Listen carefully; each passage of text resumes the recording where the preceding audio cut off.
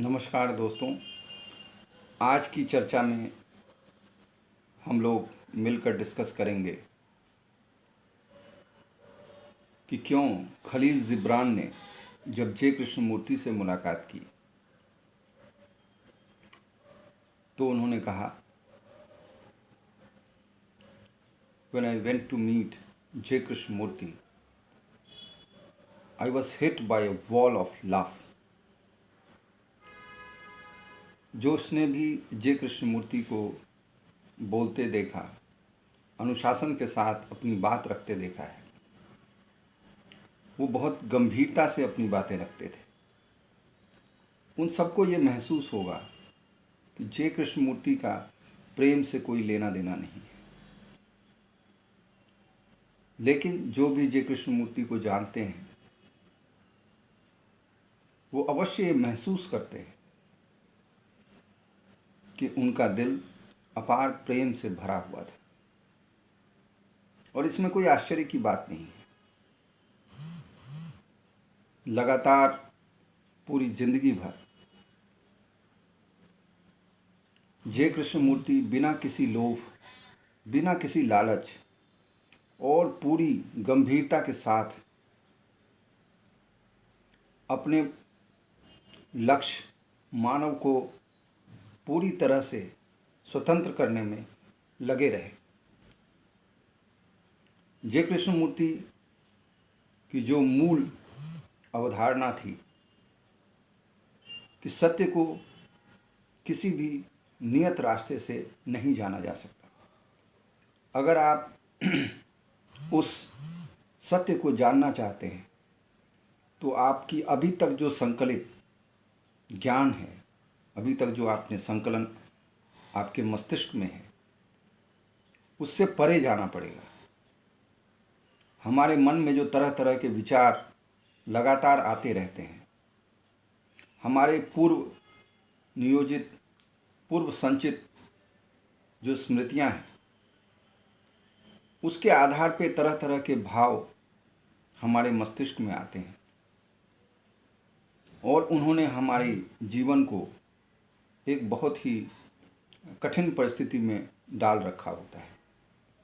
हमें उसको मूल रूप से परिवर्तित करना होगा और कोई भी नई चीज़ अपनाने के लिए ये अत्यंत आवश्यक है कि आप पुरानी चीज़ों से सबसे पहले छुटकारा पाएं। अपने अभिभाषणों में जे कृष्णमूर्ति ने कई बार इस बात को दोहराया कि बिना प्रेम के आप एक भी कार्य नहीं कर सकते। प्रेम जीवन का मूल आधार है, लेकिन वो प्रेम है क्या, ये सबसे बड़ा प्रश्न है।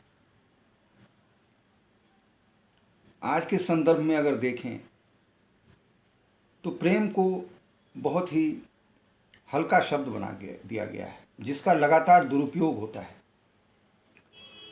हम अपने दोस्त को प्रेम करते हैं, प्रेमिका को प्रेम करते हैं, खाना को प्रेम करते हैं, एक पेंटिंग को प्रेम करते हैं।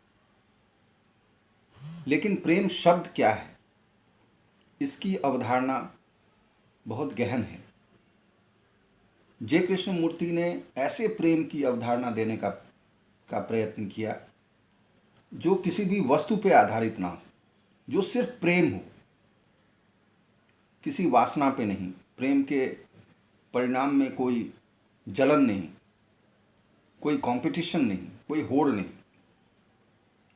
जब वो प्रेम जागृत होता है तभी हम कह सकते हैं सही मायने में कि प्रेम जागृत हुआ है। लेकिन ये प्रेम तभी जागृत हो सकता है जब हम, जो हमारी स्मृतियों की ट्रेनिंग है, जो हजारों वर्षों से हमारे मस्तिष्क की ट्रेनिंग है, जो बचपन से जो चीज़ें हमें सिखाई गई है, जो धर्म की विभिन्न अवधारणाएं हैं, उन सब से हटकर अपनी सोच, अपने कर्मों को, अपने कार्यों को उन सब पर आधारित ना रखकर, उन स्मृतियों से परे हटकर अगर हम निर्णय कर सकते हैं तो वो प्रेम की अवधारणा होगी। जय कृष्णमूर्ति की बातें बहुत लोगों को एक बौद्धिक कसरत सी लगती है और समझ में नहीं आती है। ये स्वाभाविक है, क्योंकि जय कृष्णमूर्ति किसी संदर्भ में बात नहीं करते, कोई चुटकुला नहीं सुनाते, कोई कहानियाँ नहीं सुनाते। और इसका मूल कारण यही है कि वो पूरी गंभीरता के साथ चाहते हैं कि हम जो हमारे पूर्व नियोजित स्मृतियां हैं, जो हमारी माइंड की कंडीशनिंग है, जो मस्तिष्क को एक प्रोग्राम कर दिया गया है, एक तरह से वो काम करने के लिए उसको ट्रेन कर दिया गया है, हम उससे बाहर निकलें। और उससे बाहर निकलने के लिए बहुत ज़रूरी है कि हम उन प्रतीकों का प्रयोग ना करें। मस्तिष्क को पूर्ण रूप से रचनात्मक होने के लिए ये आवश्यक है कि जो उसके पूर्व निर्धारित स्मृतियां हैं उनसे बाहर निकाला जाए। और अगर वो उन्हीं प्रतीकों का प्रयोग करते हैं तो उससे निकलना असंभव है। जीवन में अगर आप कुछ नया पाना चाहते हैं तो आपको पुरानी चीज़ों को छोड़ना होगा। जय कृष्णमूर्ति अपने लगभग हर वक्तृत्व में पुरानी चीज़ों, मस्तिष्क की कंडीशनिंग और बार बार इस चीज़ की याद दिलाते हैं कि मैं कोई गुरु नहीं हूँ, मैं कोई व्यवस्था स्थापित नहीं करना चाहता। क्योंकि धर्म ने काफ़ी सारी व्यवस्थाएं स्थापित की हैं और उन धर्मों ने बांटने का ही काम किया। धर्म ने हिंसा बढ़ाने का भी काम किया, कई युद्ध हुए धर्म के नाम पर। और कोई भी धर्म पूर्ण रूप से जो भी उसकी अवधारणा है उस पर सफल रूप से क्रियान्वित नहीं कर पाया। ऐसा नहीं है कि धर्मगुरु नहीं जानते, ऐसा नहीं है कि दुनिया में बुद्धिमान लोगों की कमी है। जय कृष्णमूर्ति इसलिए हम लोगों से प्रेम करते हैं क्योंकि वो साफ साफ कहते हैं कि हर व्यक्ति की जो अपनी यात्रा है, जो उसे स्वयं तय करनी है, और अपनी बौद्धिक दुनिया में हम बिल्कुल अकेले हैं। कभी कभी जय कृष्णमूर्ति इसलिए भी नहीं समझ में आते क्योंकि हम ये नहीं समझ पाते कि वो मनोवैज्ञानिक दुनिया की बात कर रहे हैं। बौद्धिक दुनिया में स्मृतियाँ भी जरूरी है, गाइडेंस भी जरूरी है। ये जरूरी है कि हम डॉक्टर की सलाह का पालन करें, ये जरूरी है कि हम ट्रैफिक पुलिस के निर्देशों का पालन करें जहाँ तक ये आवश्यक है। लेकिन अपने मनोवैज्ञानिक जीवन में, अपने जो हमारे बौद्धिक जीवन है, उसमें स्मृतियों को कहाँ तक निर्णय को प्रभावित करने देना है,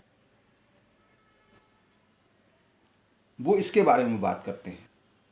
उनकी बात को समझने के लिए हमें सबसे पहले अपनी जो पूर्व नियोजित स्मृतियां हैं, चाहे किसी भी तरह की हों, हम किसी भी स्थान से हों, किसी भी जाति से हों, किसी भी लिंग के हों, किसी भी देश के हों, किसी भी भाषा को बोलते हों, किसी भी धर्म को मानते हों, उनसे बाहर निकल के देखना बहुत आवश्यक है।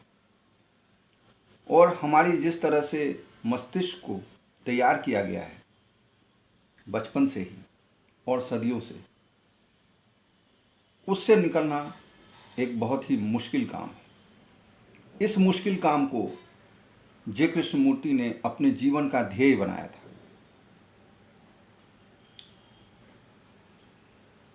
न सिर्फ उन्होंने उसको अपना ध्येय बनाया, बल्कि उस बात को बहुत बहुत गंभीरता से लिया है। वो गंभीरता उनके व्यक्तित्व में, वो जब बोलते हैं, जब वो अपनी बातों को रखते हैं तो पूर्ण रूप से समझ में आती है। क्योंकि इन बातों को मजाक में नहीं समझा जा सकता, किसी उदाहरण से भी नहीं समझा जा सकता। इसलिए जय कृष्णमूर्ति गुरुओं के बहुत खिलाफ रहे हैं। उन्होंने कई बार कहा कि किसी भी गुरु के निर्देश पर वो जो अजन्मा और अनंत है उसको नहीं जाना जा सकता। क्योंकि जिसको हम नहीं जानते या जिसको हम भौतिक इंद्रियों से नहीं जान सकते, उसको हम अपने पूर्व संकलित स्मृतियों से भी नहीं जान सकते। और उसको जानने के लिए आवश्यक है कि हम उन स्मृतियों से, जो हमारी मस्तिष्क की ट्रेनिंग है, उनसे हम बाहर निकलकर मस्तिष्क को पूर्णतया शांत और खाली करें। इसके लिए उन्होंने एक शब्द अंग्रेजी में आता है observation, complete observation with all your senses, जितनी भी हमारी इंद्रियां हैं उससे ऑब्जर्व करने की बार बार उन्होंने कहा। ध्यान करने की नहीं, ध्यान की अलग प्रक्रिया है, उन्होंने कहा ऑब्जर्वेशन। और उन्होंने इन शब्दों का भी प्रयोग किया कि the observer is the observed, यानी अपनी मस्तिष्क की गतिविधियों को आप ऑब्जर्व करें, एनालाइज ना करें। व्हाट इज, जो है उसको समझने का प्रयास करें। ये जो व्हाट इज है उसको जब हम समझने का प्रयास करते हैं तो प्रकृति ने वो इंटेलिजेंस, वो बुद्धिमत्ता हमें दे रखी है, वो नेचुरल बुद्धिमत्ता है, स्वाभाविक है, प्राकृतिक है। लेकिन उस बुद्धिमत्ता को आगे लाने के लिए आवश्यक है कि जो चीज़ें हम स्मृति से पहले से जानते हैं, स्मृति में हिंसा है, लड़ाई है, लालच है, सेक्सुअल डिज़ायर्स हैं, दूसरे से छीन लेने की, दूसरे को चीट करने की, ठगने की जो वृत्तियां हैं, हम अपने आप को उसके पूर्ण रूप से जैसे हम हैं उसको हम समझें। जब हम उनको समझते हैं, उनको ऑब्जर्व करते हैं अपनी सभी इंद्रियों के साथ, तो हम समझते हैं कि हम क्या हैं। और जैसे जैसे हमारी ऑब्जर्वेशन की शक्ति, अपने मस्तिष्क में चल रही विभिन्न विचारों को ऑब्जर्वेशन करने की शक्ति, उनको जैसी वो हैं उनको देखने की शक्ति हमारे अंदर विकसित होती है, उस तरह धीरे धीरे हम ध्यान की प्रक्रिया में जा सकते हैं। अगर हम अपनी विकृतियों के साथ ही ध्यान की प्रक्रिया में जाएंगे, क्योंकि हमारी विकृतियों को हमारी सोच ने विकसित किया है, और हमारी सोच चूंकि हमसे उत्पन्न है वो इसलिए हमसे बड़ी नहीं हो सकती। हम जिन चीज़ों को जानते हैं हमारी सोच उस तक ही जा सकती है।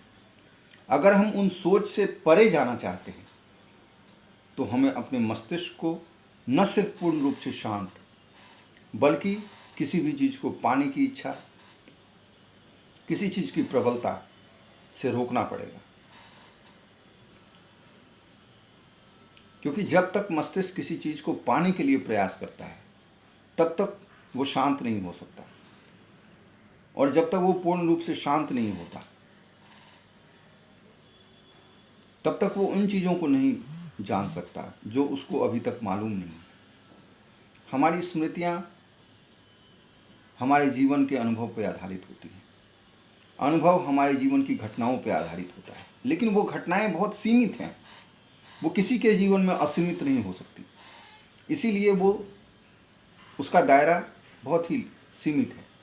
उस दायरे से बाहर जाने के लिए हमें ये समझना बहुत ज़रूरी है कि अपनी स्मृतियों को कैसे हम विराम दे सकते हैं। उसके लिए जहाँ भी हम हैं, जैसे मैं कह रहा हूँ और आप सुन रहे हैं, पूर्णता के साथ उसको सुनना। और जब हम किसी चीज़ को पूर्ण रूप से जानते हैं तो हमारे अंदर प्रेम का विकास होता है। जय कृष्णमूर्ति ने अपने जीवन को बहुत ही निर्विकार होकर ध्यान से देखा। जब उन्होंने अपने जीवन को बहुत ही निर्विकार रूप से देखा तो उन्होंने जो नतीजे निकाले वो उसके बारे में बात करते हैं।